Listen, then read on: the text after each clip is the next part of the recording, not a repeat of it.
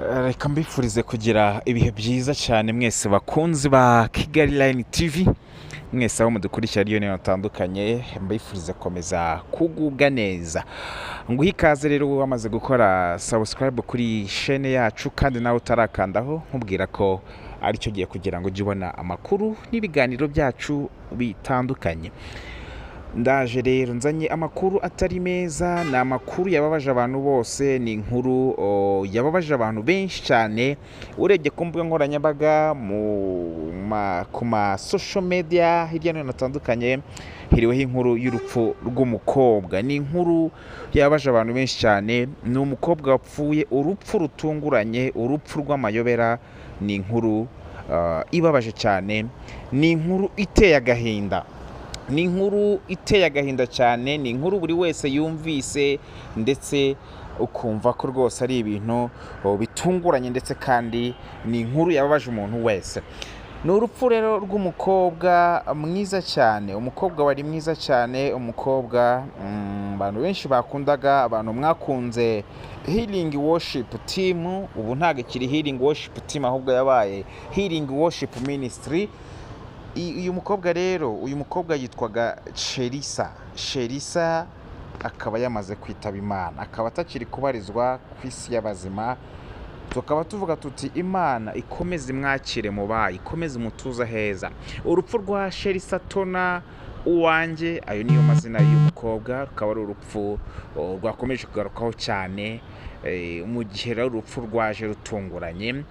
Akaba rero ahagana saa 5 z'ijoro kuri iki cyumweru tariki ya 3 Ugushyingo 2024, ubwo ni ku munsi w'ejo, aho rero uyu mukobwa byaje kugaragara ko yapfuye aguye mu bwiherero. Uti rero byagenze gute? Uyu mukobwa reka mbibitse ko ari murumuna w'umukobwa mwese muzi cyane wabaye Miss Nyampinga wa East Africa, umunyanashanita, ngira ngo muramuzi. Umunyanashanita muramuzi ko byanagarutsweho cyane atwara ikamba rya Miss East Africa. Inkuru zagiye zikomeza kuvugwa, ngira ngo abantu benshi Shanita muramuzi ko byavugwaga n'uburyo yaje kwamburwa imodoka yari yatsindiye cyangwa se yagombaga guhabwa, ngira ngo byose muramuzi umunyanashanita. Uyu ni murumuna we rero, murumuna we Cherissa Tona uwanjye wamaze kwitaba Imana, akaba yari umwe mu bayobozi ba Healing Worship Ministry, ariyo yahoze yitwa Healing Worship Team. Amakuru rero akaba avuga ko ku wa gatanu tariki ya mbere uku kwezi kwa 11 2024, Cherissa yizihizaga isabukuru y'amavuko. Hanyuma inshuti ze zikomeza kumufasha kuyizihiza, bakomeza kuryoherwa, bakomeza kwizihiza isabukuru y'amavuko kugeza ku munsi wo ku cyumweru. Hanyuma inshuti ze zakomeje kumufasha nk'uko nemaze kubikubwira kugeza ku itariki 3 z'ukwa 11 2024, ari nabwo yasohokaga n'inshuti ze, ari nabwo inkuru y'inshamugongo yaje kumenyekana ko uyu mukobwa yamaze kwitaba Imana. Amakuru akaba avuga ko yari kumwe n'inshuti ze bakomeje kugenda bizihiza iyi sabukuru. Urumva kuva ku wa gatanu bagize gutya ku cyumweru bavuga ati noneho reka dusohoke. Asohokana n'inshuti ze, barasohoka bajya gusangira bishimye bizihiza isabukuru, ari kumwe n'inshuti ze z'abakobwa ndetse n'abahungu, ubona ko bari mu byishimo. Hanyuma rero uyu mukobwa nyakwigendera ngo yaje kubabwira ati rero ibyo ari byose ndashaka kujya kwifatanya na korali yanjye. Abakomeza babwira ko ashaka kujya kwifatanya na korali ni ya yindi nakubwiye Healing Worship Ministry, cyangwa benshi bazi nka Healing Worship Team, ariko itakitwa Healing Worship Team ahubwo yitwa Healing Worship Ministry. Mu gihe yiteguraga rero kugenda, yabanje kunyura mu bwiherero, ari kumwe n'inshuti, barimo barasangira, baracyari gufeta cyangwa se guserebora, kwizihiza isabukuru ye y'amavuko. Arababwira ati reka ndashaka kujya kwifatanya na korali yanjye, ndashaka kujya kwifatanya nayo.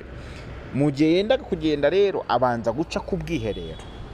Ageze ku bwiherero aragenda, inshuti ze zikomeza gutegereza, zibona yatize, zikomeza kwibaza ati se Cherissa byagenze gute ko twakomeje gutegereza tukaba tubona yatinze mu bwiherero, byagenze gute? Batangira kwibaza uko byagenze, batangira kwibaza se byamugendekeye gute. niko gufata iya mbere bajya kureba mu bwiherero, bagezeyo basanga Cherissa yamaze gushiramo umwuka, basanga Cherissa byarangiye, basanga Cherissa yamaze kwitaba Imana. Ni inkuru rero yababaje abantu benshi, ni urupfu rutunguranye, ni urupfu rwakomeje kwibazwaho byinshi, rwakomeje kugarukaho. Icyo twavuga ni ukuvuga ngo Imana imwakire mu bayo, Imana imutuza heza. Urupfu ni ikintu kibi cyane, urupfu ni ikintu gitungurana, urupfu ni ikintu kibaho mu kanya gato cyane mu buryo butari bwitezwe. Ngayo nguko rero inkuru ya Cherissa, umukobwa wamaze kwitaba Imana. Uyu mukobwa yari aherutse gusoza amasomo ye muri kaminuza ya Africa Leadership University. Aya masomo yasoje cyangwa se impamya bumenyi yayibonye ku itariki 15 z'ukwa karindwi 2024. Akaba anyuze kuri Instagram yaragiyeho rwose akagaragaza ko yishimiye kuba yabonye impamya bumenyi ebyiri z'icyiciro cya kabiri cya kaminuza, ndetse akaba yari afite n'indi mpamya bumenyi y'iciciro cya gatatu cya kaminuza, masters degree. Uko byumvikana ubwo uyu mukobwa yari afite impamya bumenyi ebyiri za bachelor's degree ndetse n'impamya bumenyi imwe ya masters degree cyangwa se icyiciro cya gatatu cya kaminuza. Ngayo nguko rero niyo nkuru y'uyu mwari wamaze kwitaba Imana, utakiri mu isi y'abazima. Inkuru ibabaje cyane. Dukomeze umuryango n'inshuti n'abavandimwe be, ndetse tumwifurize no gukomeza kugira iruhuko ridashira. Uwiteka mutuza heza. Reka ngushimire cyane ukomeza kubana natwe ku biganiro byacu n'amakuru atandukanye hano kuri Kigali Line TV. Nkubwira ngo nyure muri comment usangize inshuti n'abavandimwe amakuru yacu n'ibiganiro bitandukanye tugenda tukugezaho. Ndabashimiye cyane.